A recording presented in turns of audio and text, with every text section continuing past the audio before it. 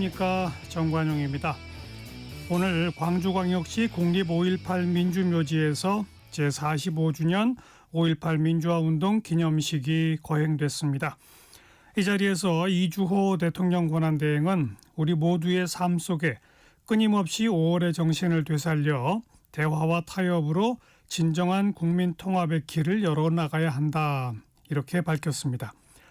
비상계엄으로 인한 대통령 탄핵으로 실시되는 대통령 선거를 앞두고 있는 지금 5월 정신이 더욱 주목되는데요.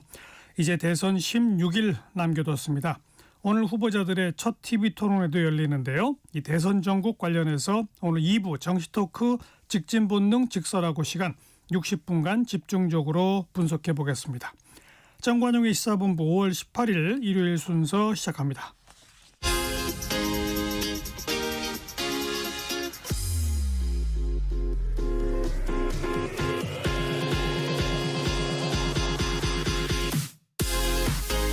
대한민국 시사의 중심 토요일 일요일 낮 12시 10분 KBS 1라디오 정관용의 시사본부. 한 주간 주요 뉴스 생생한 음성 자료와 함께 정리해드리는 곽지연의 주간 뉴스 브리핑입니다. 곽지연 리포터 어서 오세요. 네, 안녕하세요. 대선 후보 확정 후 KBS에서 첫 여론조사 진행했죠. 그 네. 결과부터 알아볼까요? 네, 각 당 대통령 후보가 결정된 후에 처음으로 진행한 여론조사 결과 이 사흘 전입니다. 이 사흘 전 15일 KBS 9시 뉴스에 보도가 됐습니다. 자세한 내용은 중앙선거 여론조사 심의위원회 또는 KBS 홈페이지에서 보실 수가 있습니다. 그럼 15일 목요일 KBS 9시 뉴스로 여론조사 결과 들어보시죠. 내일이 선거일이면 누구에게 투표할 건지 물었습니다. 더불어민주당 이재명 후보 46, 국민의힘 김문수 후보 31, 개혁신당 이준석 후보는 8%였습니다. 민주노동당 권영국, 자유통일당 구주화, 무소속 황교안 송진호 후보는 모두 1% 이하였고 없다, 무응답 등은 12%였습니다. 이재명 김문수 후보 격차는 15%포인트, 오차범위 밖에서 이 후보가 앞섰습니다. 중도층만 떼서 보면 이재명 후보 지지율이 과반을 넘었고 김문수 22, 이준석 9%로 나타났습니다. 없다, 무응답 등은 역시 12%였습니다. 대선에 대한 인식도 물었는데 정권 교체를 위해 기존 야권 후보에 힘을 실어줘야 한다 53, 정권 재창출을 위해 기존 여권 후보에 힘을 실어줘야 한다 36%로 지난주 조사와 큰 차이가 없었습니다. 투표할 때 무엇을 가장 중요하게 고려할까? 후보의 능력과 경력이란 응답이 39%로 가장 많았고 후보의 이념과 공약, 도덕성이 다음이었습니다. 소속 정당과 당선 가능성은 각각 6%, 2%에 그쳤습니다. 후보 선택 시 영향을 미친 요인도 물었습니다. 윤 전 대통령 계엄 선포 및 탄핵이 38%로 가장 많았고 대내외 경제위기, 민주당의 의회 운영 방식, 이재명 후보의 사법 리스크가 각각 15%로 나타났습니다. 정당 지지도는 민주당 39, 국민의힘 31, 개혁신당 7%로 3주 전 지난주 조사와 큰 차이가 없었습니다. KBS 뉴스 박진수입니다. 당 안팎의 계속된 압박에도 침묵으로 일관해왔던 윤석열 전 대통령이 어제 국민의힘 탈당을 공식 선언했죠. 네, 어제 오전 9시쯤 윤석열 전 대통령은 SNS에 국민의힘을 떠난다 이렇게 글을 올렸습니다. 자유 대한민국을 지키기 위한 거라면서 탈당 이유를 밝혔습니다. 지난 2021년 7월 30일 대선 경선을 앞두고 국민의힘에 입당한 지 3년 9개월 만입니다. 어제 토요일 KBS 9시 뉴스입니다.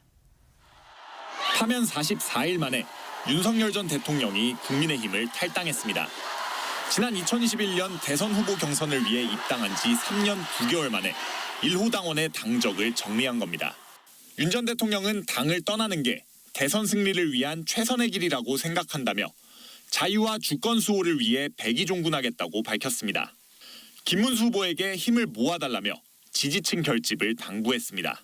윤 전 대통령 탈당은 김용태 비대위원장의 탈당 권고 이틀 만으로 첫 TV 토론을 앞두고 전격적으로 이뤄졌습니다. 윤 전 대통령 탈당 문제로 보수 지지층이 갈라지면서 대선 위기감이 커진 데 따른 조치로 풀이됩니다. 당에선 즉각 대선 승리를 위한 반전의 계기가 될 거라며 환영 메시지를 냈습니다. 김문수 후보도 윤 전 대통령의 뜻을 존중한다며 단합을 강조했습니다. 그 뜻이 잘 저희들이 받아들여서 당이 더 단합하고 더 혁신해서 정말 국민의 뜻에 맞는 또 그런 대통령이 될 수 있도록 결단을 존중한다. 이제는 하나로 뭉쳐 대선에서 승리하자는 목소리도 잇따랐습니다. 김문수 후보가 탄핵의 강을 넘어서 대한민국의 비상대책 이룰 수 있도록 하겠습니다.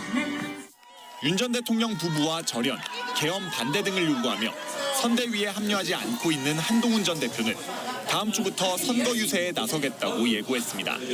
홍준표 전 대구시장의 도움을 요청하기 위한 특사단도 꾸려졌는데 미국으로 출국할 예정입니다. KBS 뉴스 박진수입니다. 하지만 윤 전 대통령 탈당에 대해서 다른 당 대선 후보들은 일제히 비판을 쏟아냈죠. 네, 더불어민주당 이재명 후보는 정치적인 전술 같다 이렇게 말을 했고요. 개혁신당 이준석 그리고 민주노동당 권영국 후보는 김문수 후보도 함께 물러나라 이렇게 요구했습니다. 어제 17일 KBS 9시 뉴스로 각 당의 반응 들어보겠습니다. 더불어민주당 이재명 후보는 윤 전 대통령 탈당을 정치적인 전술이라고 비판했습니다. 국민의힘이 나가달라고 부탁하니 잠깐 나가 있겠다는 거라며 국민의힘이 제명을 했어야 했다고 지적했습니다. 적당히 미봉책으로 넘어가려고 하는 것은 정말로 문제입니다. 이재명 윤석열 대통령에 대해서 한다면 제명했어야죠. 민주당도 위장 탈당쇼라고 비난했습니다. 계엄에 대한 반성과 사과 없이 김문수 후보 지지를 당부했다며 김 후보가 극우 내란 후보라는 점만 드러났다고 지적했습니다. 내란 수계와 극우 내란 후보가 결별했다는 알리바이를 만들기 위해 짜고 친 대국민 사기극입니다. 윤 전 대통령을 징계하지 않은 국민의힘도 심판을 받게 될 거라고 했습니다. 개혁신당 이준석 후보는 탈당으로 비상계엄 원죄를 지울 수 없다고 강조했습니다. 국민의힘의 기대와 달리 탈당이 선거구도에 영향을 미치지 못할 거라고 주장했습니다. 본인이 대단한 결단을 했다는 듯이 이렇게 나서는 모양새 자체가 저는 중도층의 표심에는 영향을 주기 어려울 것이다. 민주노동당 권영국 후보는 국민의힘이 썩은 환부를 도려낼 용기조차 내지 못했다고 지적했습니다. 이준석 권영국 후보는 김문수 후보가 계엄에 공동 책임이 있고 제대로 사과하지 않았다며 후보 사퇴를 촉구했습니다. KBS 뉴스 김보담입니다. 대선 후보들 유세전 소식도 알아보죠. 네, 5.18 광주 민주화운동 기념식을 하루 앞둔 어제 이재명 그리고 김문수 두 후보는 호남으로 향했습니다. 이재명 후보는 광주를 찾아서 광주의 정신을 강조하면서 맞춤형 공약도 내놨습니다. 어제 토요일 KBS 9시 뉴스입니다. 광장을 가득 메운 인파. 이재명 후보는 계엄군에게 저항했던 5월 정신이 이번 조기 대선의 시대 정신이라고 강조했습니다. 빛의 혁명으로 이어지는 광주 5.18 정신이 살아 숨쉬는 역사의 현장이다. 맞습니까, 여러분? 담양군수 선거에서 조국혁신당에 패했던 걸 거론하며 호남은 민주당의 강세 지역이 아닌 두려운 존재라고 했습니다. 가끔씩은 민주당 혹시 오버해가지고 사고 칠지 모르겠다 싶으면 살짝 회초리도 들어주죠. 국민의힘을 탈당한 김사국 의원과 김용남 전 새누리당 의원이 유세차에 올라 이 후보 지지를 호소했습니다. 이 후보는 광주를 최고의 AI 도시로 만들고 광주공항 이전 문제를 해결해 지역 소외를 해소하겠다고 했고 윤석열 정부의 양곡관리법 제2요구를 언급하며 지역 발전을 위한 농업 지원을 공약했습니다. 농업은 안보 산업이다. 농업의 공익적 역할에 보상해줘야 된다. 이 후보는 5.18 민주묘지를 참배한 뒤 저녁엔 민주화운동 45주년 전야제에 참석했습니다. 선거에 임박해서는 5.18 정신의 헌법 전문 수록을 얘기했습니다. 그런데 행동은 또 달랐죠. 이번에는 그러지 않기를 바랍니다. 광주 정신을 강조하며 지지층 결집을 호소한 이재명 후보.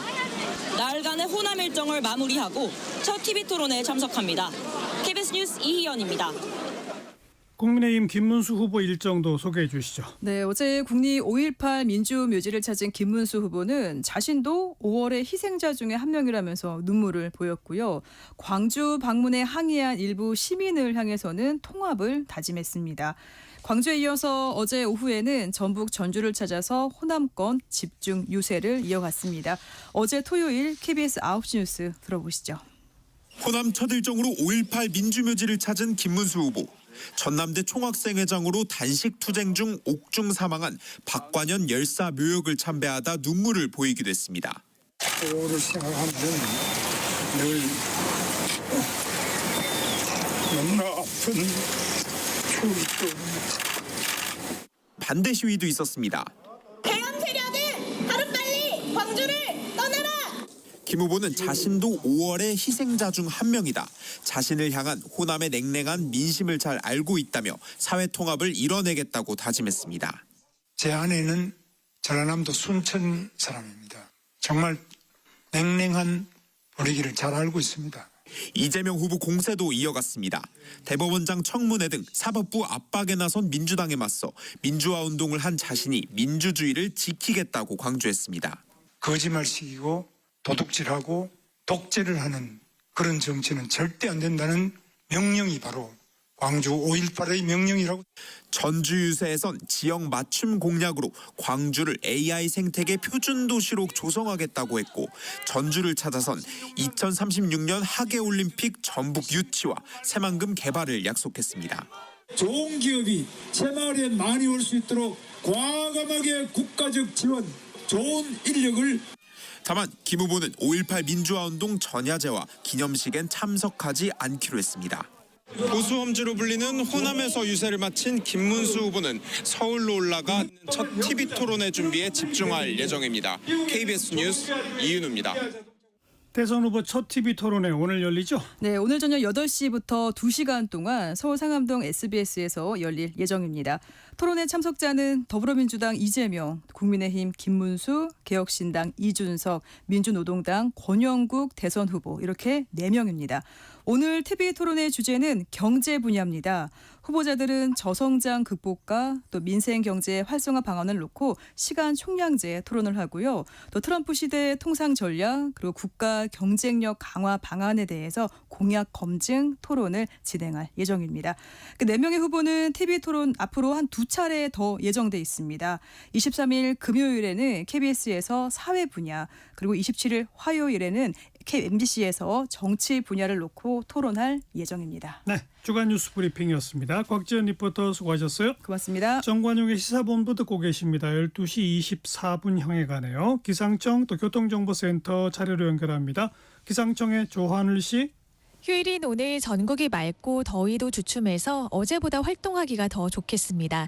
다만 부산에서는 낮 동안에 미세먼지 농도가 높아서 마스크를 착용하시는 게 좋겠습니다. 오늘 전국에 가끔 구름 많다가 차차 맑아지겠고요. 햇볕도 내리쬐면서 자외선이 강하겠습니다. 야외 활동하실 때 양산이나 모자 등으로 자외선 차단을 잘해 주셔야겠습니다. 어제는 낮 기온이 대부분 지역에서 25도 안팎까지 오르거나 강릉이나 대구 등지에서는 30도에 육박한 곳도 있어서 초여름처럼 더웠는데요. 오늘은 어제보다 기온이 낮아 포근한 날씨가 이어지겠습니다. 낮 기온 서울이 21도, 대전과 강릉 23도, 춘천과 전주 22도, 대구 24도로 어제보다 1도에서 크게는 7도가량 낮겠습니다. 하지만 내일부터는 기온이 다시 오름세를 보이겠는데요.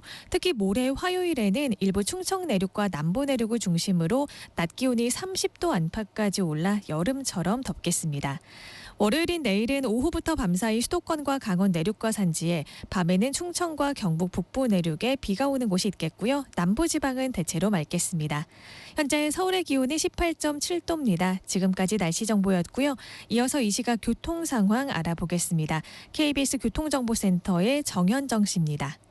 네, 먼저 고속도로 상황인데요. 경부고속도로 서울 쪽으로 양재 부근에서 반포까지 정체고요. 경인고속도로 서울 쪽은 신월 부근부터 서서히 정체가 시작됐습니다. 서해안고속도로 서울로 들어오는 차들이 있는데요. 일직 분기점에서 금천까지 상습 정체 구간인 만큼 현재도 막히고 있고요. 영동고속도로 인천으로 돌아오는 길은 안산 부근 주의가 필요합니다. 승용차 사고 있습니다. 서울 양양고속도로 서울 쪽은 설악 부근부터 정체고요. 서울 시내 상황은 올림픽대로 고강 쪽인데요. 한남대교에서 반포대교 사이 5차로는 작업 중입니다. 동부간선도로 의정부 쪽으로 녹천교에서 창동교 사이 2차로는 사고 있어서 처리하고 있습니다. 강남순환도로 수서 쪽으로 서초터널 입구에서 선안요금소 사이 3차로는 정체입니다. KBS 교통정보센터였습니다.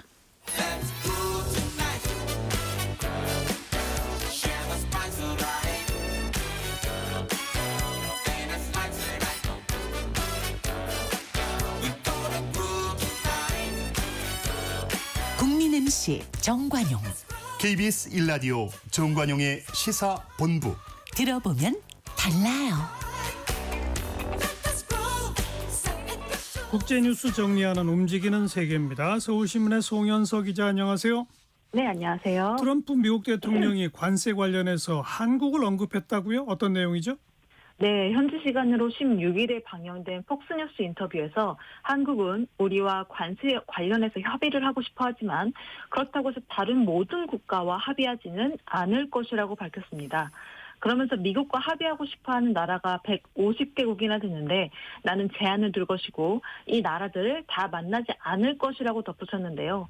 트럼프 대통령은 그동안 어느 시점이 되면 다른 나라들과 협상을 중단하고 자신이 생각하는 관세를 일방적으로 부과하겠다는 입장을 밝혀왔습니다.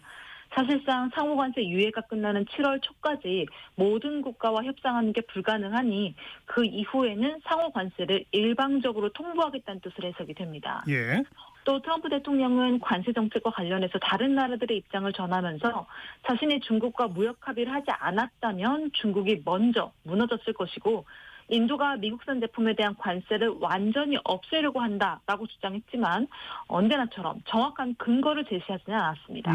그런데 이번 주에 미국하고 중국이 극적으로 관세 협상 타결했잖아요. 네. 이걸 아주 불안하게 바라보는 나라가 있다고요? 네, 일본입니다. 일본은 비교적 심란한 분위기인데요. 미국과 중국 합의에서 품목별 관세 인하는 논외로 잡혀있는 상황이거든요. 예. 그런데 지금 일본은 품목별 관세 인하, 구체적으로는 자동차 관세 철폐를 제일 앞에 내세우고 있는 상황입니다.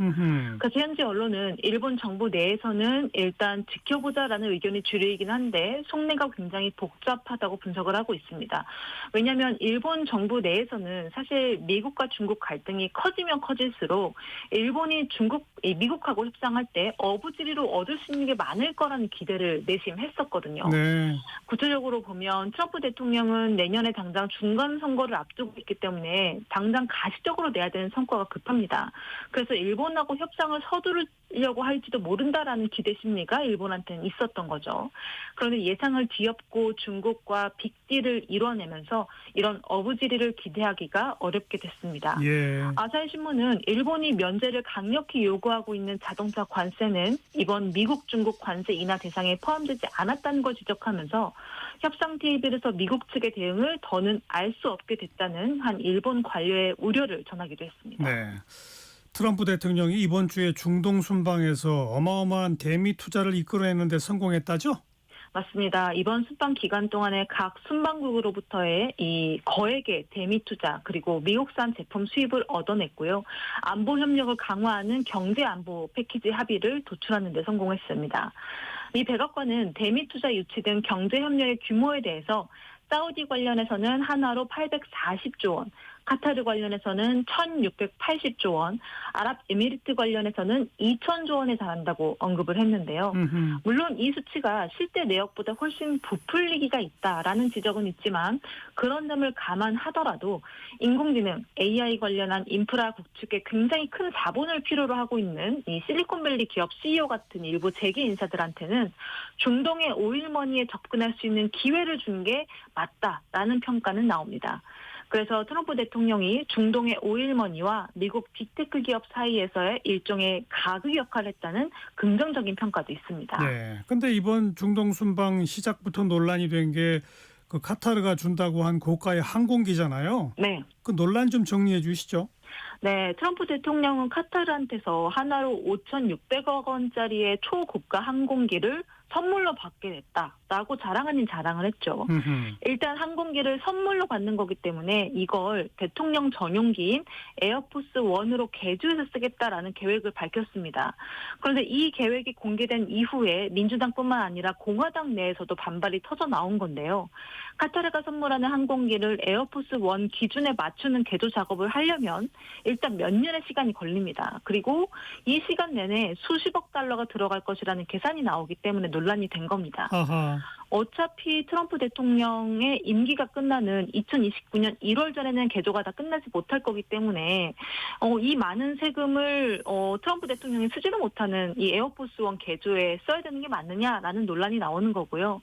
한 전직 당국자는 에어포스 1은 핵 공격에 견딜 수 있는 한마디로 날아다니는 지휘소고 여러 분야에서 높은 수준의 보안 능력까지 갖춰야 해서 공군이 이 표준에 맞추려면 항공기를 분해해서 재조립하는 수준이어야 한다라고 이야기하기도 했습니다. 네, 안 받는 게 낫겠네요. 네. 그런데 트럼프 대통령 이번 중동 순방이 트럼프 개인 사업체하고도 아주 깊이 연관이 돼 있다면서요? 네, 맞습니다. 아이러니하게도 트럼프 대통령의 이번 순방 일정들을 보니까 트럼프 일가의 사업 계획하고도 절묘하게 맞아떨어지는 부분들이 있었습니다. 예. 뉴욕타임스에 따르면 트럼프 일가는 사우디 국영 지분이 다수인 부동산 회사와 현재 6건의 계약 체결을 진행하고 있고요.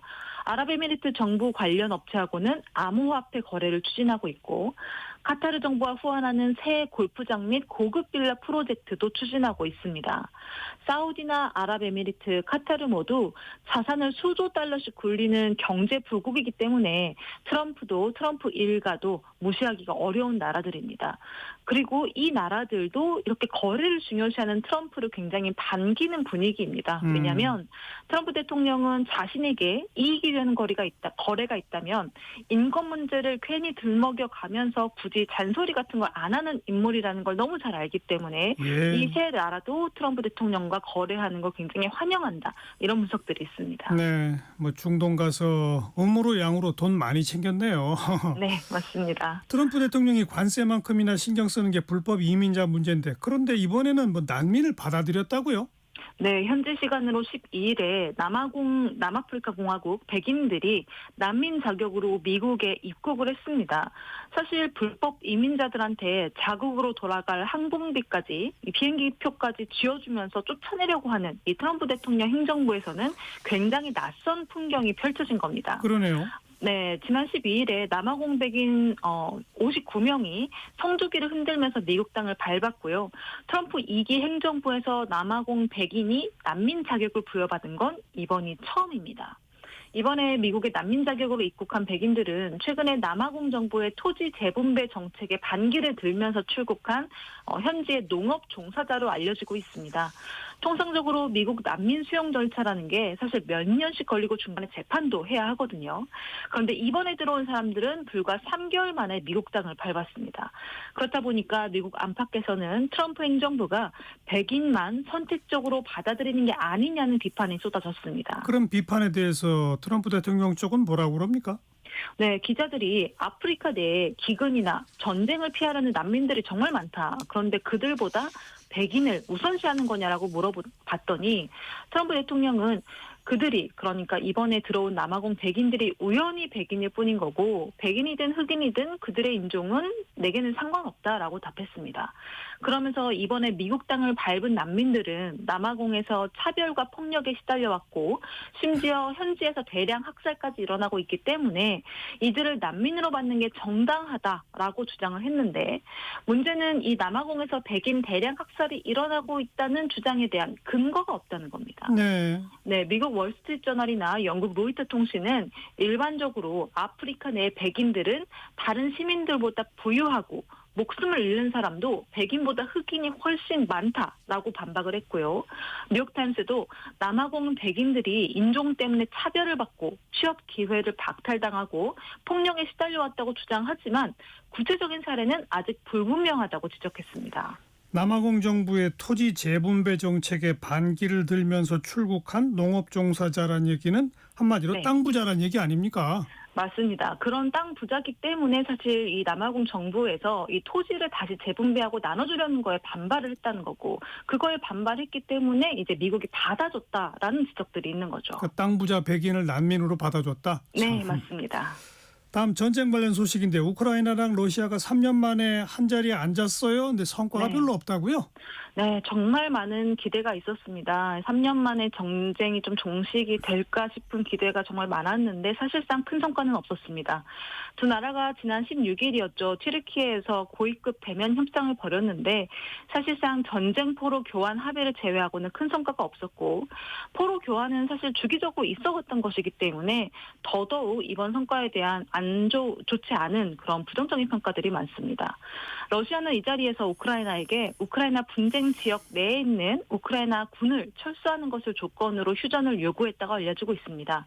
그럼 사실상 우크라이나 영토 내에서 러시아군이 발을 걸치고 있는 모든 지역을 가져가겠다라는 뜻인 건데, 예. 우크라이나는 이러한 요구를 용납할 수 없다고 밝혔고요. 먼저 회담을 제안했던 푸틴 러시아 대통령이 결국 튀르키예 회담에 나오지 않았고, 제렌스키 대통령도 이 사실을 알고 이제 튀르키예 가긴 했지만 푸틴 대통령이 나오지 않은 걸 확인한 뒤에 이 회담장에 나가지 않았습니다. 그리고 당시에 중동 순방 중이었던 트럼프 대통령도 푸틴이 나오면 자신도 회담장에 나가겠다고 했었지만 푸틴이 안 나오면서 취소했고요. 그러면서 정상들이 모두 나오지 않는 고위급 회담으로만 마무리가 됐습니다. 트럼프 대통령은 어떤 입장을 내놨습니까? 네, 트럼프 대통령은 튀르키예 회담이 종료된 이후에 푸틴 대통령과 19일 오전에 전화 통화를 하겠다고 밝혔고요. 또 젤렌스키 대통령하고도 전화 통화를 하고 나토 회원국들하고도 대화하겠다고 밝혔습니다. 트럼프 대통령의 연쇄 전화 통화 예고는 이 우크라이나 전쟁 종식을 위한 중재 외교를 다시 한번 재개하겠다라는 의지를 드러낸 것으로 풀이가 됩니다. 그리고 여러 나라들과 전화통화를 하면서 무역에 대해서 이야기를 나눌 것이라고 예고를 했기 때문에 러시아의 에너지 수출과 관련된 회유책과 압박을 동시에 제시할 가능성이 있는데, 다만 러시아가 미국의 이런 전방위 압박에 반응을 보일지는 현재까지는 미지수입니다. 유럽 소식 하나 더. 그 우크라이나 전쟁하고 밀접한 관계가 있죠. 바로 옆 나라인 폴란드가 네. 오늘 대통령 선거 치르죠? 네, 폴란드는 대통령이 군 통수권과 법안 거부권, 의회 해상권, 사면권 등을 가지고 총리가 이끌고 있는 정부를 견제하는 그런 역할을 합니다. 안제 두다 대통령은 이런 권한을 무기로 도널드 투스크 총리의 이 각종 개혁 작업에 발목을 잡아왔는데요. 현재 지지율 선두를 다투는 후보는 중도 자유주의 성향의 라파우 트샤스코프스키 후보와 민족주의 우파의 지지를 받는 무소속 카롤 나브로츠키인데요. 현재 투스크 총리는 친유럽 정책을 펼치는 인물입니다. 그래서 투스크 총리에게 유리하려면 중도 자유주의 성향의 후보가 당선이 돼야 하고요. 반대로 민족주의 우파의 지지를 받는 무소속 후보가 당선이 되면 미국과 더 가까운 정책들이 나올 것이기 때문에 투스크 총리 정책에는 브레이크가 걸릴 수밖에 없습니다. 그래서 이번 폴란드 대선은 유럽 전체에서도 굉장히 주목하고 있는 선거입니다. 그렇군요. 아시아 쪽으로 와서 지금 홍콩에서 코로나19가 다시 확산한다고요? 네, 홍콩 보건당국은 지난 4주간 코로나19 관련 사망자가 30명이라고 밝혔습니다. 이 기간에 중증 성인 환자 81명 중에 약 40%가 사망한 건데요. 어이고. 코로나 확진 비율도 지난달 중순 6.21%에서 이달 4일에서 10일에는 1년 만에 최고치인 13.66%까지 증가했습니다. 현지에서는 어린이 환자가 급증하고 있다는 평가가 있고요. 증상이 심하진 않아도 일부 환자들은 2, 3일 동안 39도가 넘는 고열 증상이 나오면서 백신 접종을 촉구하는 목소리가 쏟아지고 있습니다. 중국 본토에서도 지난달 이후에 여러 지역에서 코로나19 감염 사례가 증가 추세를 보이고 있다는 홍콩 언론의 보도도 있었습니다. 싱가포르도 이달 들어 약 1년 만에 처음으로 감염자 통계 업데이트를 발표했을 정도로 확진자가 눈에 띄게 증가한 것으로 알려졌습니다. 다음 필리핀 소식인데 구속되어 있는 전 대통령이 시장 선거에 당선된다고요? 무슨 얘기예요? 네, 당선이 됐습니다. 현재 두테르테 전 대통령은 대통령 시절에 범죄와의 전쟁을 이유로 최소 3만 명의 목숨을 반인도적으로 빼앗았다는 혐의를 받고 네덜란드 헤이그에 있는 국제형사재판소에 구금이 되어 있습니다. 그런데 지난 12일에 열린 필리핀 중간선거에서 남부 민다나오 섬의 다바오시의 시장 당선이 유력시된다는 보도가 나왔습니다. 필리핀 현행법상 필리핀 법원에서 유죄 확정 판결을 받은 경우에만 후보 자격이 제한된다는 선거법 때문에 이런 결과가 가능했습니다. 게다가 이번에 출마한 민다나오 섬 다바오시는 이 두테르테 전 대통령의 정치적 고향이기 때문에 당선이 예정되어 있었다는 평가가 많았는데요. 다만 현재 이 먼 곳에 수감 중이기 때문에 두테르테 전 대통령의 아들이 이 시장직을 대행할 것으로 알려졌습니다. 감옥에 있는 사람을 시장으로 뽑은 이번 결과 어떻게 평가해야 됩니까? 두테르테 브랜드가 부활했다라는 평가들이 많습니다. 그런데 필리핀의 중간선거에서 왜 두테르테 브랜드가 부활할 수 있는 어떤 도구가 됐는지를 살펴볼 필요가 있는데요.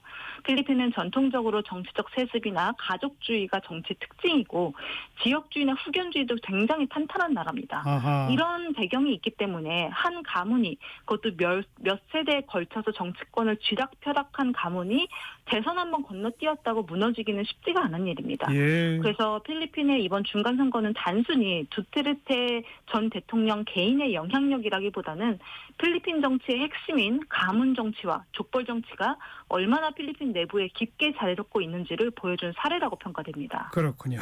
네, 서울신문의 송현서 기자였어요. 고맙습니다. 감사합니다.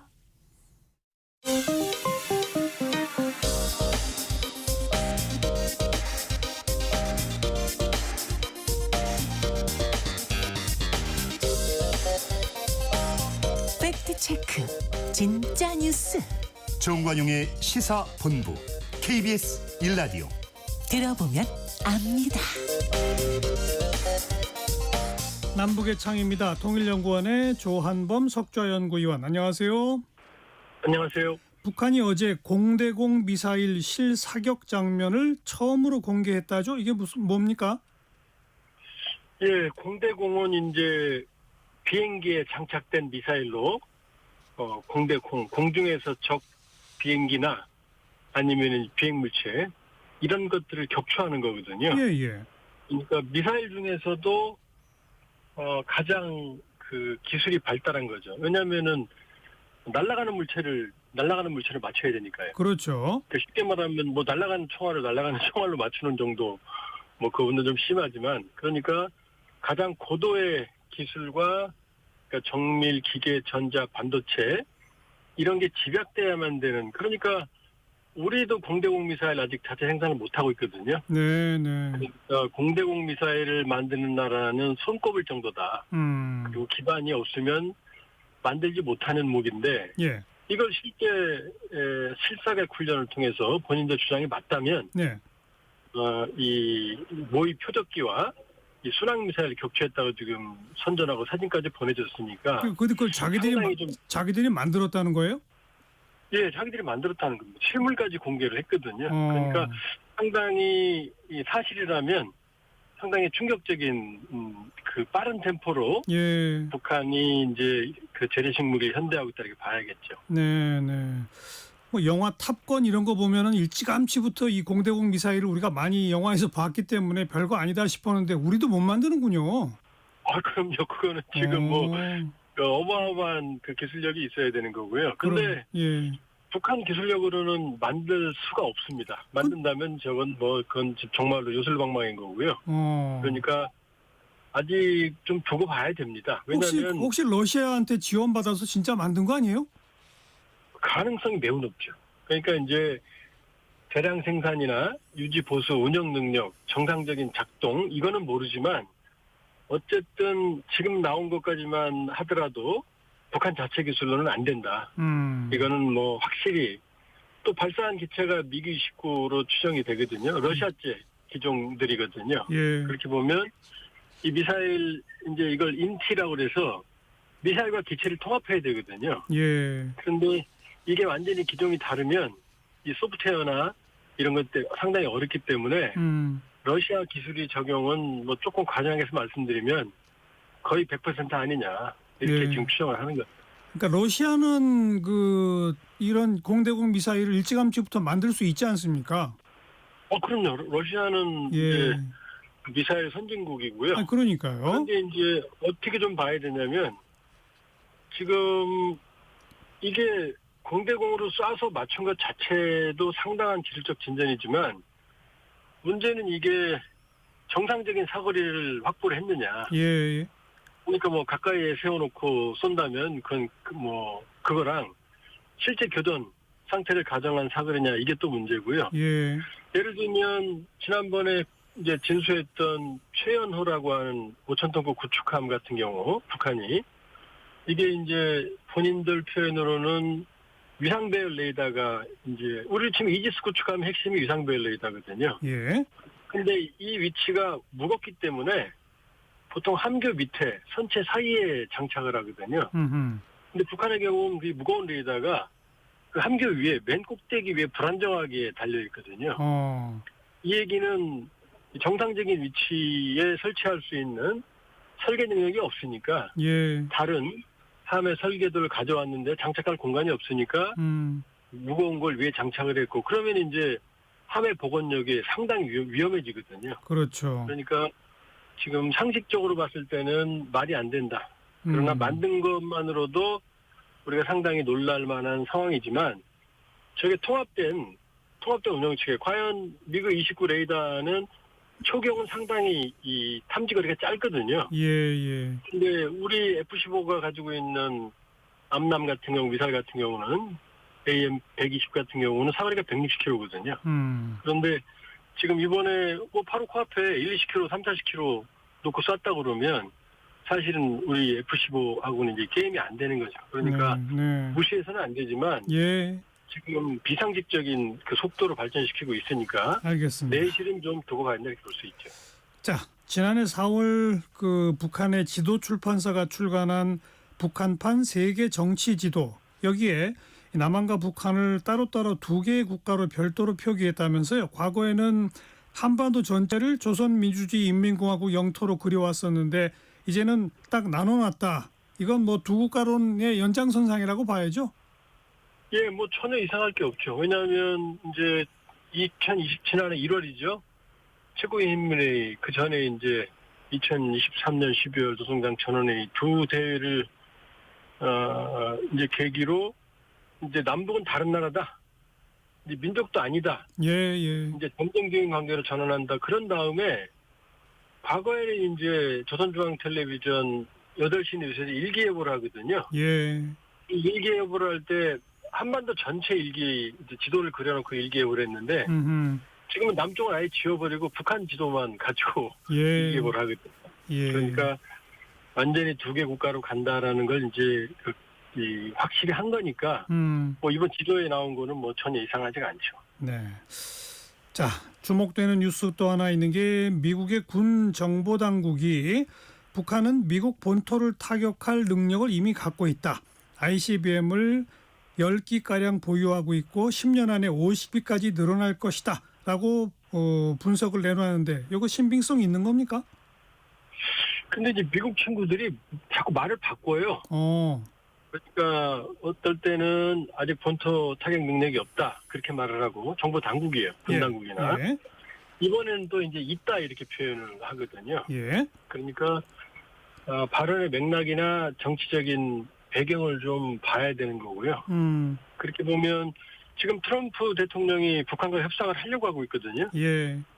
그러면은 이제 북한의 위협이 현실적이다라고 해야 트럼프 대통령의 이제 그 협상에 어떤 동력이 이제 부여될 수 있거든요. 근데 예를 들면 북한이 ICBM을 여러 번 쏴봤죠. 화성 19형 구체까지 ICBM급.